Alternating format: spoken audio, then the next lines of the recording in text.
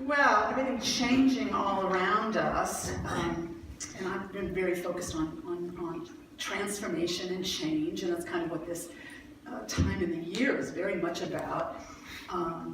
And kind of took that title of transmutation. It's got a little bit of a scientific ring to it, doesn't it? Transmutation. So I have some science jokes for you. How well do you remember high school chemistry? No, not at all. The periodic table? Nothing. Coming back? I got nothing. Well, we'll see how well these work then. Let's see, have you heard about the chemist who was reading a book about helium? He just couldn't put it down. Okay, what do you do with a sick chemist? Well, if you can't heal him, and you can't cure him, then you might as well bury him. Are the elements coming back to you now? We're talking about elements. Okay. Why are chemists great at solving problems? They have all the solutions. Okay. Why aren't chemists ever able to prank their friends? They lack the element of surprise. Have that one. Okay. Carbon and a hydrogen went on a date. They really bonded. It's terrible, aren't they? Atoms never die, they just stop reacting. And finally, why can you never trust atoms? They make up everything. All right, some groaners in there, but they kind of set the stage for looking at this idea of transmutation. It's really kind of a scientific sounding word for a common process, really. I've been drawing on Keep a True Lent, Charles Fillmore's little spiritual nugget that brings new meaning to this Lenten season leading up to Easter. And he chose this word transmutation as his key word for the 34th day of Lent, which was yesterday. And transmutation is basically the conversion of one element into another, something changing into a new form or condition or state. And he says, when we put that in a spiritual context, the mind, our consciousness, the mind is the crucible in which this transmutation takes place. In our minds, we entertain new ideas, new habits, new perspectives, and we are transformed into something higher, into a new state of being, a new form. And the mind is the crucible, Fillmore said. I think Fillmore loved science. And that word crucible, that goes right back to chemistry class, right? That's what we mixed elements in, subjected them to heat, combined elements to make something new. My memories of chemistry are vague, vague, vague. But I remember there was a lot of mixture of elements going on. That's transmutation. Change into another nature, form, or condition. In biology, the transformation of one species into another. In physics, it refers to the transformation of one element into another by a series of reactions. It's an interesting word with a lot of meanings. Transmutation, that root word of mutate, mutant, the word mutant, new form, something in a totally new form, to mutate, to change into a new form. And trans, it's like I used to teach my English as a second language students. You look at the little word parts. Trans, that prefix that gets attached to things like transatlantic, goes across. The word means across. Transit, transportation. Translate, something that crosses, goes across. It also has, according to the dictionary, the meaning of thoroughly. So to cross thoroughly into something else. Transport, the transporter, remember it on Star Trek? Take you someplace completely different, across whatever barriers. That brings a lot of meaning to the idea when we put it in a spiritual context, I think. Transmutation, we're all involved in a process of getting to a new form of ourselves, a higher self, across whatever divides us from that. Transmutation is a word that harks back to alchemy. The word was used in alchemy, which of course was the medieval forerunner of chemistry. And it really was a much broader thing as I was reading about it than I realized. The alchemists, they were, at the kind of the basic level, they were combining elements of base metals, trying to get gold, right? But it also, in their mixture of elements, and it was very scientific for its time. They were mixing things. It was laboratory experiments, and they developed equipment. They discovered elements. They started with basic elements like earth, air, fire, water, but they discovered mercury and sulfur and other elements. They were aiming for more than just new stuff. They were aiming to develop an elixir of immortality. They were hoping to concoct a panacea, something that would cure all ailments and bring all spiritual knowledge. It became a very mystical thing as it continued over the centuries. Alchemy. Well, I think we are alchemists ourselves, and we can draw some inspiration from science and from these old mystical scientific teachings. How did the alchemists work? What were the general principles they worked with? As I was reading through, I thought, this is so interesting. They sound like very spiritual principles to me, and very like Unity's foundational principles. They began with the conviction that they had the ability to transform and change things and make something new. They began with a kind of faith. I think the faith of an alchemist was pretty amazing. They believed they could put things together and create an elixir of immortality, or gain all spiritual wisdom, cure all ailments with something they created by selecting the right elements. They discovered new elements and how to combine them to create new things. They started with 5 and then 8. Over time, I think we have, how many are on the periodic table? There's a quiz. How many elements on the periodic table? 20 or something like that. But it started with the alchemists. They started and it developed into the periodic table we have today. What we combine, what we put together, it matters. And then their third thing was the scientific method started way back then. They had a really strong emphasis on experimentation. Experiment, trial and error, mix things, see how they combine. If that doesn't work, try something else. The 8th century Muslim alchemist really spread across Asia, Europe, all over the Mideast. Jabir, he's the so-called father of chemistry, go back to the 8th century. He recognized and emphasized how important experimentation was. You have to experiment. For he who performs not practical work, nor makes experiments, will never attain to the least degree of mastery. Well, it seems to me these are very much like our foundational principles in Unity. You've got a little handout in your bulletin today, in case you haven't seen Unity's foundational principles lately. They really sound like a kind of spiritual alchemy. We start with, there's one power and presence, God the good omnipotent. That's the first one. And then the second one, that we're connected with it. We have divinity in us. That's like the faith of an alchemist, starting from that place of knowing there's a power within that you can draw upon to make new things. The third and fourth ones are about how we work with our thoughts and our prayers to create our experience, to create new things in our lives. And the fifth one in Unity we talk about is the law of demonstration. It seems to me that's just like experimentation. We emphasize as a Unity teaching that it isn't just kind of theoretical. If we're making changes in our lives and doing meditations and changing attitudes and habits of mind, we expect to see results. We expect to see them demonstrated, and we're alert for that. It's kind of like looking for the results of an experiment in the lab. The mind is the crucible, and we're all spiritual alchemists, if we think about it from this perspective. We're all working on transmuting ourselves to higher forms, transmuting ourselves to leave behind any sense of struggle or lack or limitation to a higher, freer, more peaceful state. And it's work we do currently in our lives. I think sometimes we're more aware of it than others. But I think this is the basic 3-step process, and it's real similar to alchemy. And it's a good thing to reflect on at this time of Lent. We're heading into a season of tremendous renewal and resurrection and a new flow of life.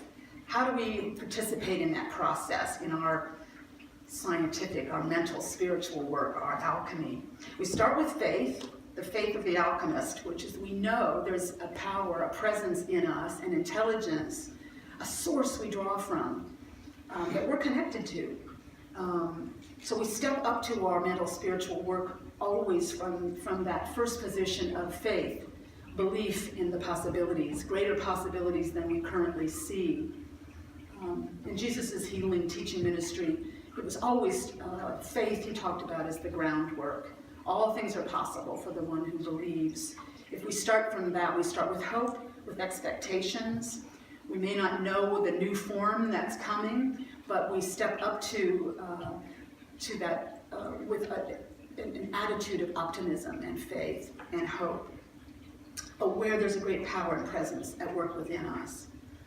Second one is that just like the alchemists of old, we discover and work with elements in our lives, elements in our minds, our thoughts, our emotions, and combine them to good effect. Ideas for new elements come to mind because of our God connection, something to add to our lives, a practice we need to take up, a way we need to steady ourselves daily.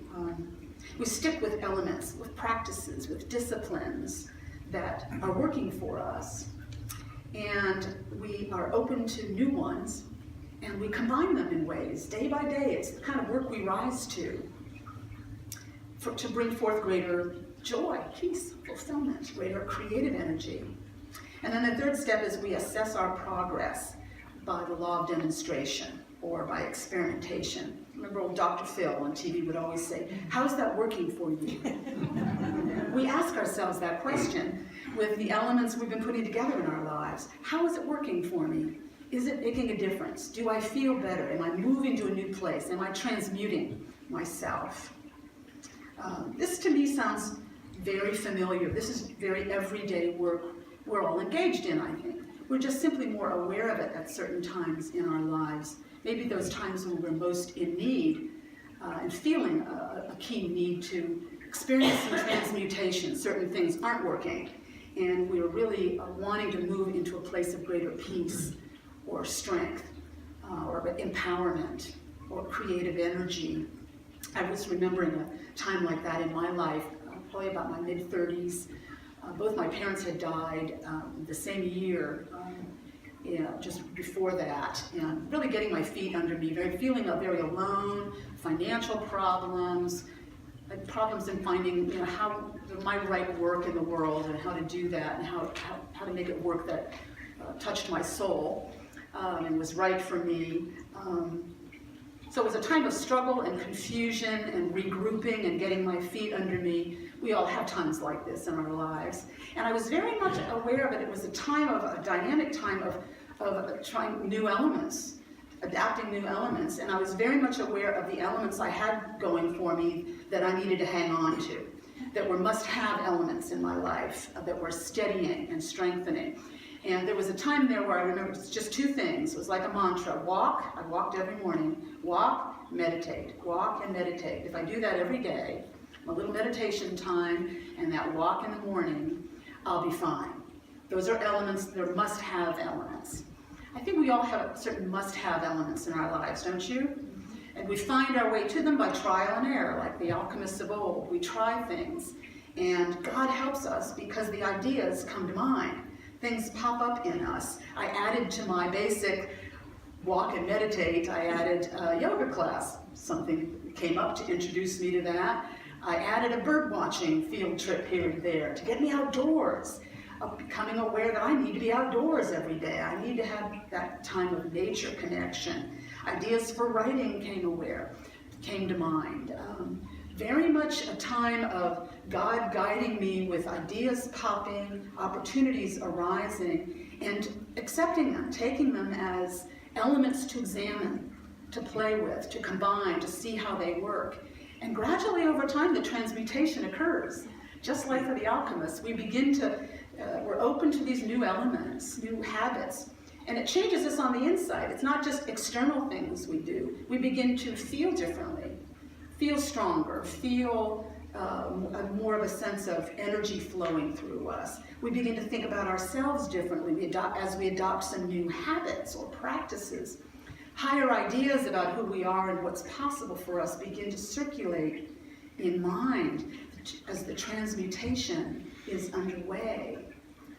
It's a dynamic and a rather magical process in a way, because it's not just our brains working these things out.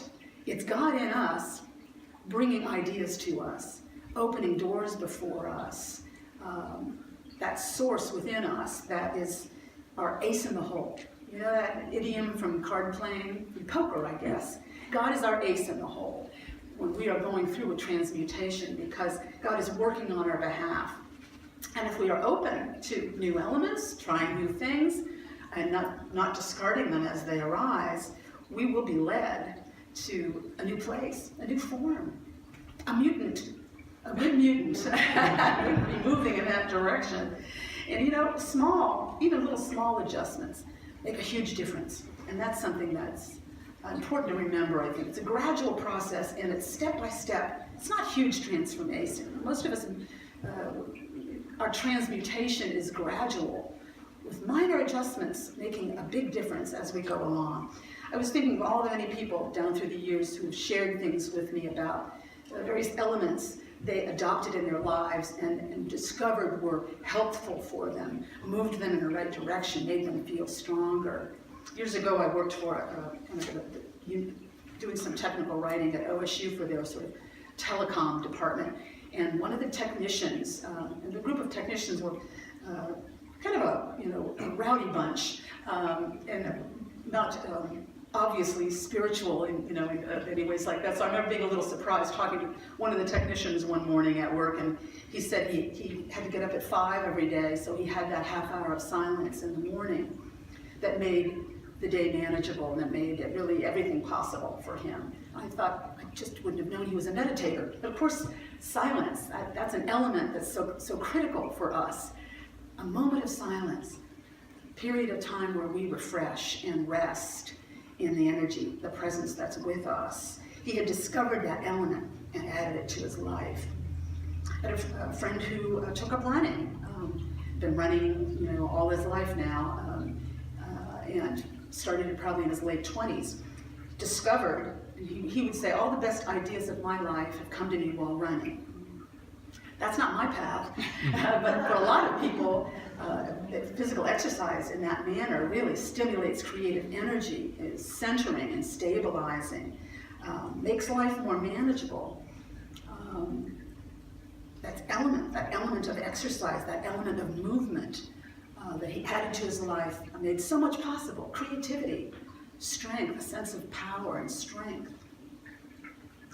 In the retirement period of life where I find myself now, that's a time for a lot of transmutational work to be going on, and we witness a lot of people making interesting dynamic changes in their lives, adding new elements. As some drop away, like 8 to 5 jobs, or child rearing, new opportunities, new ideas begin to pop for how you're shifting into a new form, new state of being, new state of life, and what that's going to look like. And ideas rise, and we try them out. And we see how it combines with other things. We find ourselves mutating to a new self, a new kind of life. Remember a meeting some years back, we went on vacation to Asheville, North Carolina, and stayed at a B&B there, run by a couple who had moved from California a few years before that. They had visited Asheville before on vacations and had liked it. They had certain things they loved to do in their lives. They liked to entertain. They loved a beautiful home. They loved to garden. They loved to cook. They loved to be hospitable. And so they thought of, as they moved out of their software jobs or whatever it was to be something in the computer industry, they liked this idea of a B&B, and they moved across the country.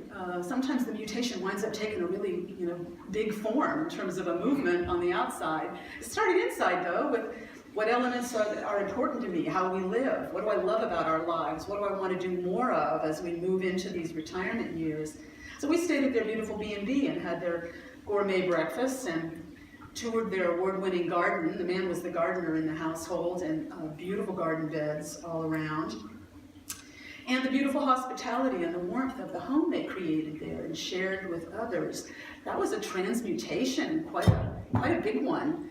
It's amazing how it happens for us. Ideas begin to come, we try them out, we combine them, we work them into our lives, see how it feels. Does it feel like me? Is it energizing? Does it make me feel more joyful? Give me a sense of purpose at this point in my life? How is it working for me? How is it working for me? Law of demonstration, we look at that.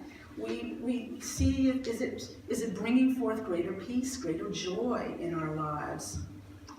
I think everyone has certain elements that you have to have. And if we did a survey of the room, I think a great many ideas would surface. I have friends who must do art. Any people in the room who must do art? We have artists in the room, I know. It's a must do. My husband is this way too. You feel unsettled if you're not doing it. It doesn't feel right if you're not doing it. That's how your energy flows. You must do it. It's an element you must have in your life. A number of friends who have various exercise regimens they do, running or biking or swimming or Zumba-ing or yoga-ing or whatever they are, there must have elements that keep us centered and steady and strong. These are things we need to keep. I myself, and I know many people who must have music in your life. How many people must have music? Yes, we've got to have it. It nurtures our souls, it engages us, it soothes us, it inspires us. We have to have it. These are must-have elements. So this seems to me, in this transmutational time as spiritual alchemists, each one of us, this is a wonderful time to reflect on what are the elements that you know you have to keep you steady and strong in life, that keep you true to yourself and in touch with the creative energy in you and feeling it flowing through you. What are the elements in your life you must have? It could be so many things. It could be silence. It could be more time it could be time in prayer. It could be exercise. It could be creativity in some form. What do you have to have that you're doing in your life now? And then the second question is there something else you need to add? Is there a new element that's missing? And if there is, God is probably already guiding you in it. That wisdom within you is probably already kind of nudging and suggesting and giving you some hints and clues. You might be running into somebody who tells you something about this opportunity, some invitation may arise. You may have a dream or some idea may just pop that I need to add this to my life. I need more silence.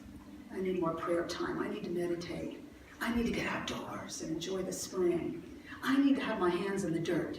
I need to garden. I need to use the creative energy in me. I need to make something or build something or paint something or create something, or I need to write a song, or I need to sing, or I need to write. Whatever it is, we work with those elements. We boldly go forth like spiritual alchemists, knowing we're working with the power and presence that's with us in this process as we transmutate again and again, coming up to a higher level of selfhood with greater fulfillment, steadier peace, greater creative energy flowing through us. So my quirky affirmation for the week: God guides me to higher selfhood. I am transmuted. Want to join me in that? God guides me to higher selfhood. I am transmuted. Let's take that into prayer a moment. We know we are always being transmuted because God in us is always with us and always guiding us in the path of life, bringing new ideas and opportunities, allowing us to perceive a new way to unfold more of our potential, to step up to a higher form, a greater purpose, deeper peace, fuller joy. The will of God for us is always good, and we are always being led in the path of life, and we are grateful. And so it is. Amen.